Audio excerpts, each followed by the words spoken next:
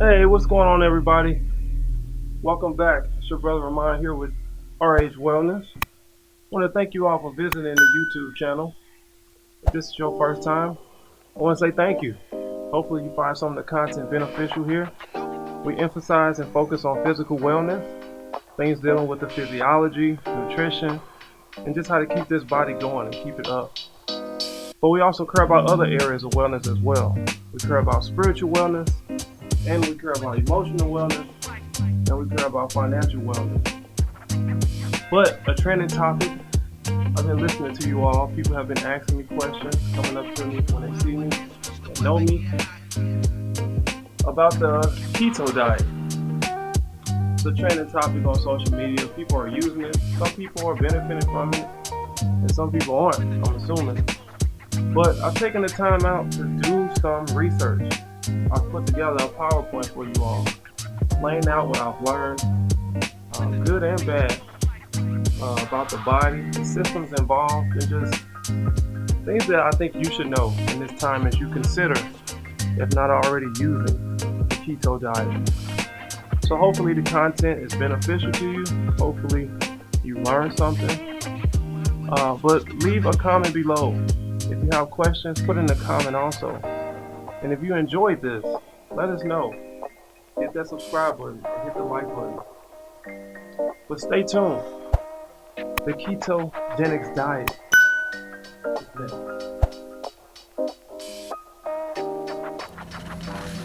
Hey, what's going on, everybody? Hopefully you can hear me loud and clear. I'm in the library, so I'm not going to get that loud. But I am going to move fairly quickly to get through this within a timely fashion. Much I want to say, so here we go. Well, first I want to just say thank you all for joining me.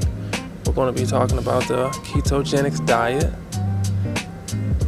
So some things we're going to cover today, what the terminology means, why this diet is becoming popular, what is a ketone, his keto diet, do carbohydrates make you fat, the potential futures of a sugar molecule or glucose, intake comparison as far as what the U.S. requires or recommends versus what the keto diet recommends, and some interesting thoughts that I considered in my time of doing research and just learning about the physiology of how the body deals with sugar and metabolizing of sugar. So here we go. Well, the medical terminology itself, if you look at a medical terminology book, you will learn that a lot of words within the medical field can be broken down and almost memorized based off how it's spelled, its prefixes and its suffixes as far as the end of the word, as far as trying to figure out what the word means and what it's pertaining to. So as you can see, ketogenic, it means pertaining to. Gen means just like Genesis, if you will, the formation or the beginning or the production of something. And keto is short for ketones, which is the energy source that is produced when there is a deficit of glucose or sugars in the body. And diet, which usually gets a bad rap, really doesn't have to be seen as negative. Diet simply means the sum total of food ingested. You could say the ketogenic diet or not, really. It's not even necessary. But don't associate diet negatively. All that means is the food that you're eating. Some of you could be saying that you're having a junk food diet because all of the snacks that are primarily ate as a main source of nutrients throughout the day. So, why this diet is becoming popular? Well, I like to think we're tired. People are tired of being out of shape. They're tired of being overweight, and are looking for a new alternative to try. I can remember when I was back in school, the Atkins diet. The Atkins diet was a big diet that was going on. Also, there was a fish oil diet of somewhat going on, where primarily they were promoting the intake of fish, fatty fish, because of the omega-3 and how this lipid profile is beneficial for the body and changing your blood profile as far as cholesterol and different things like that. But people are tired and they're just looking for something new, something different. Statistically speaking, as we know, 60% or more, possibly now, of us are overweight based off BMI, which is body mass index, which I think could be a false statistics, because I covered this in another video. If you check that out, I'll post a link. But it's a bad form of trying to be accurate as far as measuring one's body composition. Another reason this is becoming popular, well, currently, from what I've been noticing, carbohydrates are under attack. Rather in marketing and advertisement, they're kind of targeting sugar to be the sole cause of weight gain. And clearly that's not the case. Now, sugar does play a factor. We'll touch on that a little later, but all sugars are not created equal. There's different types of sugar, different types of sweeteners as far as how these things are metabolized and processed in our bodies. However,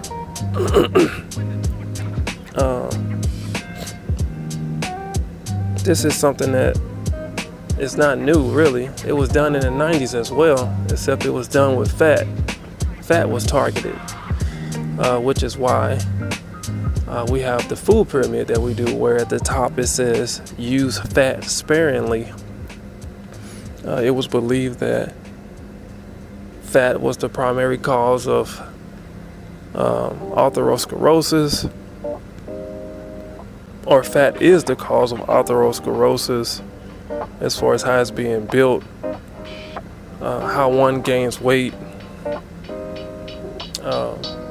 So logically, they said, well, if you eat more fat, hence it must make you fat.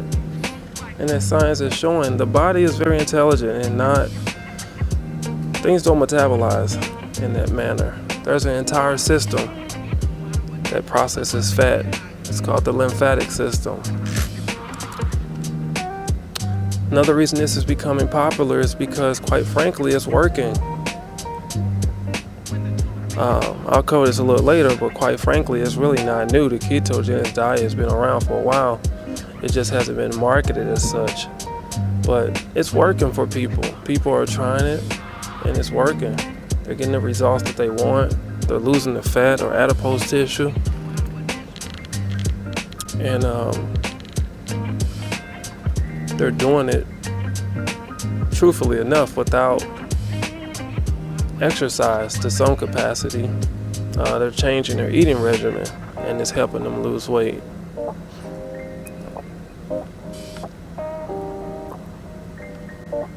But is it necessary? I like to think it's not necessary, at least not for the long term. Now, if you want to use this periodically or seasonally, that's fine. Like summer's coming up. Me, myself, I'm not saying that I'm going to be using the ketogenic diet, but I am going to be increasing my cardiovascular exercise. So I know I'm going to be burning up a lot of sugars really fast, which could put my body in a state of a deficit similar to a ketogenic diet.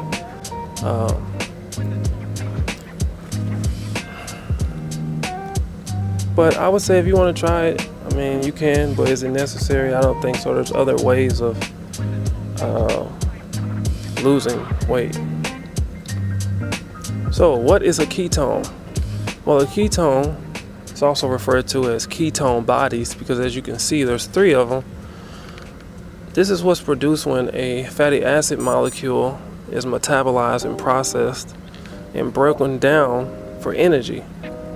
Ketones are produced when there's a deficit of sugar, the body is trying to do the best that it can to keep glucose, sugar, and what the body needs going and flowing throughout the bloodstream. So it uses fat to break down to create an alternative energy source. So scientifically, a ketone is a sugar molecule. It's sugar. But in relation to the keto diet, it's referred to as ketogenesis, which is the beginning of the production of ketones, which typically starts within the liver.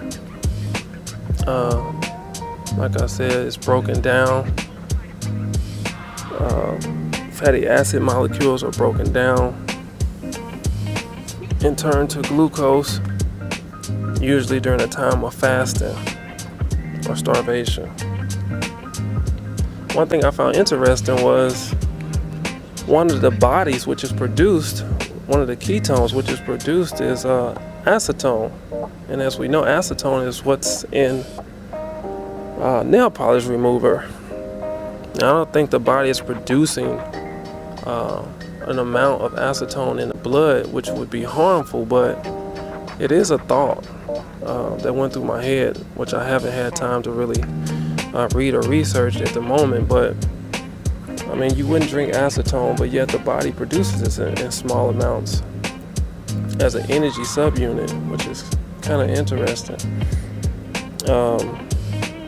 From what I've been reading, it's supposed to be acid, so to some degree you're creating an acidic environment as well by trying this diet within the bloodstream potentially. So, do carbohydrates make you fat? Well, not necessarily. There are several functions within the body. I'll cover it in the next slide briefly.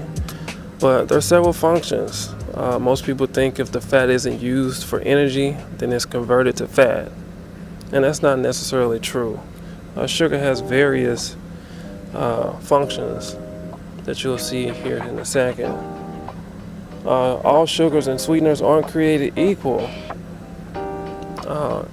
As you can see, lactose is what's in milk.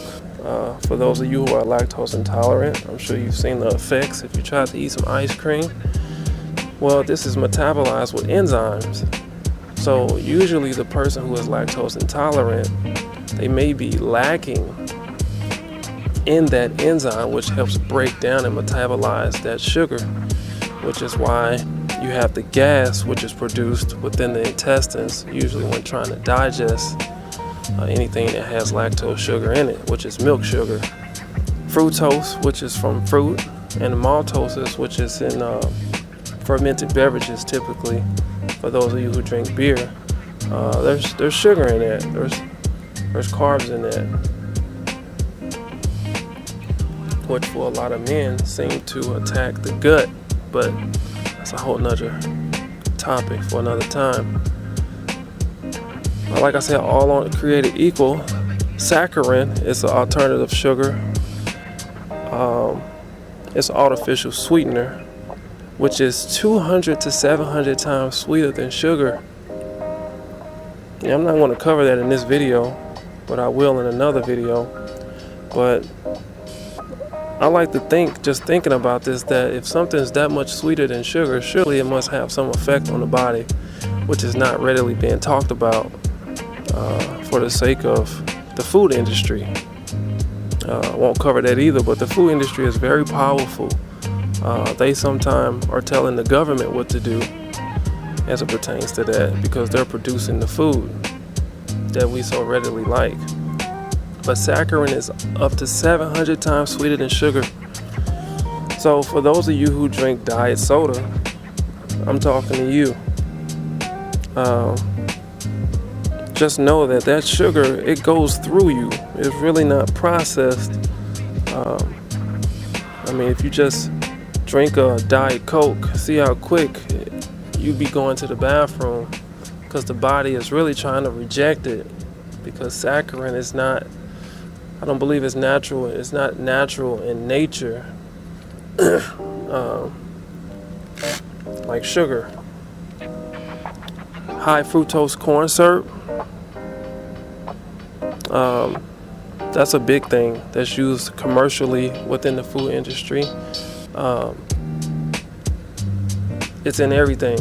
It's all over the place. It's in ketchup, it's in condiments, it's in the drinks that we drink. But I believe this is a big contributor to weight gain, more than sucrose or table sugar that you may have in your house when you're using it for bakeries or Kool-Aid or something of that nature. Fructose is metabolized differently than sugar. I'll speak on that shortly as well.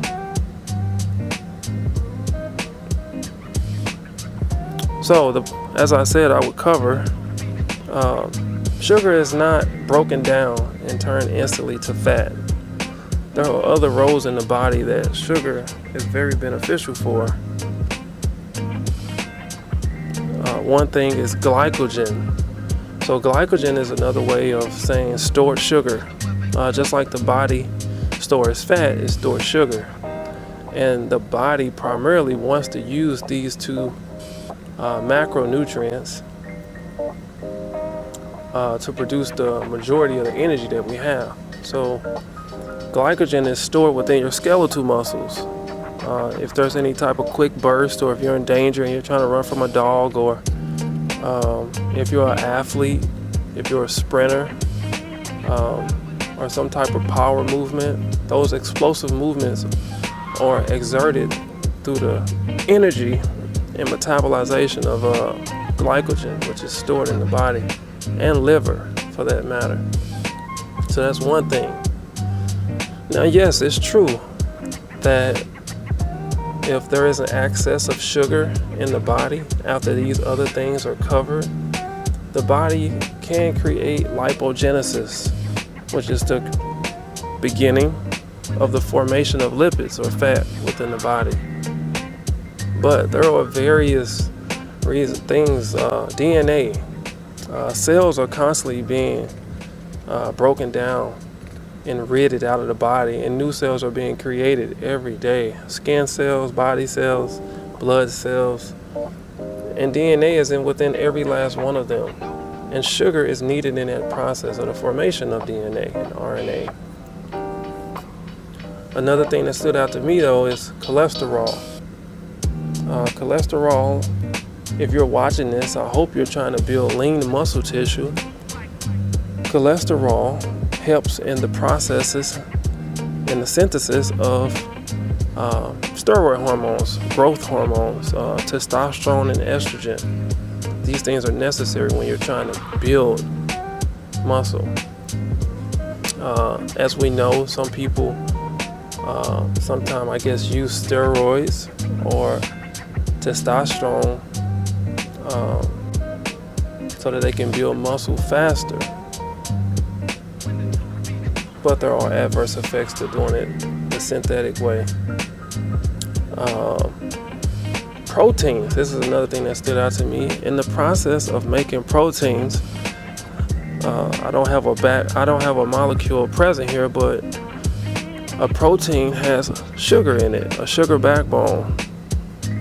So sugar is necessary in the processes of making amino acids and proteins. And if you're putting on lean muscle, you need proteins. That's what's healing those muscles that you're microscopically tearing in the gym from lifting weights and resistance training. Moving forward, some differences that I've noticed: 50% to 5% carbohydrates, 40 to 30% protein to 25%, and the biggest thing that jumps out is 10 to 20% fat versus 70%. And I think the big thing that stands out is that we're realizing that fat doesn't make you instantly fat, and I think that's a good thing. Like I said, there's an entire system in the body called the lymphatic system, if you want to do some reading on that metabolizes and processes fat before it enters the bloodstream. Fat doesn't just come in and go straight into the bloodstream. if it did, a lot of us would probably be ill. There's a system which helps monitor that at the rate that is exposed of to be used for energy. But one interesting thought is that sugar, which is at a deficit in a keto diet, sugar is protein sparing. So once again, for those of you who are watching this, I hope that you're working out, trying to build lean muscle tissue.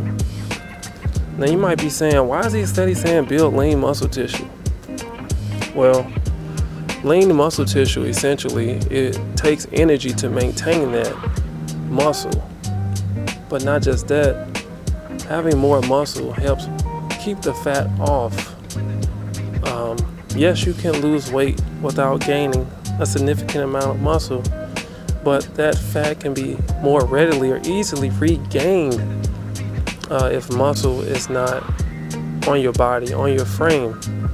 So in the time of you trying to build muscle, you need sugar so that your body doesn't use proteins, because just like fat, your body will use proteins for energy since you don't have carbohydrates present. Another interesting thought is that if you're a college student, or if you're one who reads a lot of documents or financial statements at work or at school, or if, like myself, you're doing research, the brain's primary and only source of energy is glucose. More than 50%, as much as 50% of glucose which is consumed is used for your cognitive performance, your cognitive ability, your brain. If you're reading this PowerPoint right now, your brain is using energy to make that happen, which is in the form of glucose typically. Now, I know the keto diet isn't eliminating all carbohydrates. I know that because, for example, avocados is one of the things I notice that is recommended for this diet. Avocado, as we know, is a fruit. So I know that fructose, there's sugar in this diet, but I ask myself, is it so little that it can cause harm to your cognitive ability?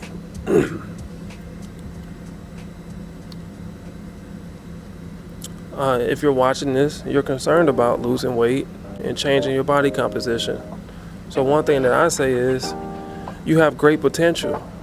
In the world of physics, energy which is not in motion that is stored is potential energy. Energy that is in motion is kinetic energy. So you have great potential, just have to use it. And I would say don't lose it, use it. You know, the ideal of losing weight, losing the fat, but not necessarily building muscle at the same time, which can be done, in the end may not still give you the appearance or the aesthetics that you desire. Because I'm sure that's why we work out, why we train. We want our clothes to fit us a certain way. We want it to look and be presented a certain way on our bodies. So use that potential energy that you see as negative to your good and build some lean muscle in your time of losing weight.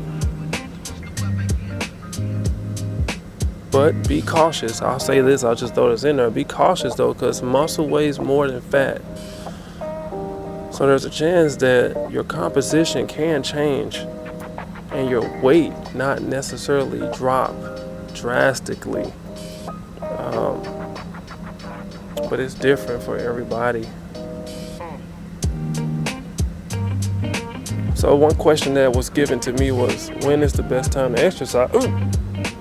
Well, if you're going to do the ketogenic diet, I think the best time for you to exercise would be in the morning. In the morning, before you eat anything, I think you should exercise.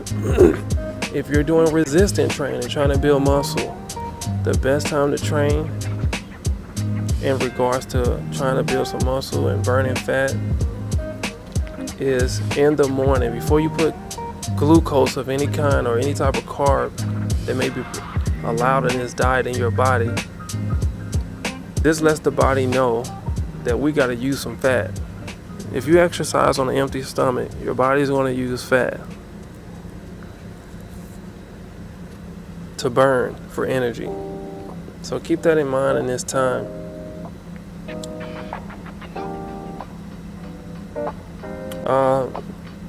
Like I said earlier, I was going to mention it here. Bodybuilders, they might not refer to it as the ketogenic diet, but I'm familiar with the territory being a personal trainer. But bodybuilders, when they're getting ready for a competition, and even for some athletic events like a boxer, for example, they decrease their carbohydrate intake. Some people do it to make weight, like I said, for boxing or MMA. But bodybuilders do it for shows. They want their muscles to pop. They don't want their muscles to look soft because they're surrounded with fat tissue. So bodybuilders before shows, maybe I would say as much as 8 weeks out, they start training with a carbohydrate deficit so they can burn as much fat as possible before the show, so their body is looking real ripped and clean while on stage. So I would say exercise before you eat anything if possible. Another thing to be considerate of is, like I said, high fructose corn syrup. So high fructose corn syrup is not regulated in the body like glucose is. So when glucose is consumed, insulin comes into the bloodstream to regulate how the sugar is uptaken within the cells, so that the glucose gets to the appropriate cells that is necessary. In this time also, when glucose is broken down, it sends a signal. Insulin sends a signal to the hypothalamus in the brain, telling the brain that we are good, we are full, or we got enough. So this lets your satiety know that I'm good, I'm full, I don't need anything else. High fructose corn syrup. So fructose is not dependent upon insulin regulating it. It can move inside the bloodstream without the help of insulin. So the question that I ask is, if fructose is not regulated by insulin, is there a signal which is given to the brain telling it to stop or that I'm full? I still have some work to do on this, but I don't know. I don't think there is a sign. So this could be what is contributing to one's hunger. If the brain never gets the signal to cut off the hunger, you'll constantly eat, even though you have an abundance of calories in the form of fructose in your body already. But as it's getting warm outside, a lot of beverages have sugar in them. You got Frosties, smoothies, ice cream. Just be mindful of the things that have fructose. I would almost say it would be better that you make your drinks at home using sugar.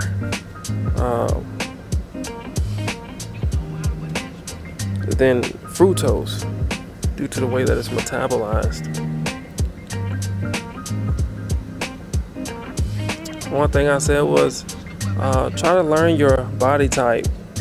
Now, there's 3 body types that I'm familiar with. There's ectomorph, there's mesomorph, and there's endomorph. So if you would, you can Google those and spend some time seeing where you think you lie as it pertains to one of the 3 body types, and just using that systematically as you go about your goals. And final thoughts. First and foremost, do you want this? Do you have a strong desire for this, or is it a weak desire? Because you're only going to get out of it what you put into it. Your desire for this is like fire, or like fuel to a flame, if you will. The greater the desire, the bigger the flame. the better the results. Another thing, can you work without seeing immediate results? It takes time for your body to change. As your body's changing, you're literally restructuring your DNA. Your genetics to some extent is changing as well. So it takes time. It takes weeks before you see results immediately. And I would say have a plan. Know what exercises when you go to the gym that you're going to do. Know what food that you are going to eat for that day. Me personally, I try to take Sundays, and I take Sundays to try to plan out the big things or the big priorities that I need to accomplish within the next week or so. So I have a plan. I believe it was Napoleon Hill who said, if you fail to plan, you will plan to fail. So have a plan. And last but not least, be consistent. As you're working on your body composition and changing, hopefully with exercise as well as nutrition, you have to be consistent. This is going to let the body know that you're serious, because the mind is willing, as they say, but the body is kind of behind as far as knowing if it needs to change or not. So though you are ready mentally, the body is like, let's just see what they're about to do. So be consistent, and as you be consistent, I guarantee you that your body will change. For I have seen it in my own changes as far as working out and nutrition is concerned. But I want to thank you for watching this PowerPoint. I know it's a little lengthy, but if you benefit from this, put that in the comments. Give us a shout out and share this, please. Facebook, social medias, Instagram. We want big things for St. Louis, and I want to see St. Louis healthy. That's my goal, is to help St. Louis be great again from a health standpoint. But if you benefited, let us know. If you have any additional questions that I may not have covered or didn't cover within great depth that you're curious to know, send me a personal message on Facebook or put in a comment below, and I'll be sure to get back in touch with you. But until next time we meet, as I always say, remember, learn, change, grow, reconstruct.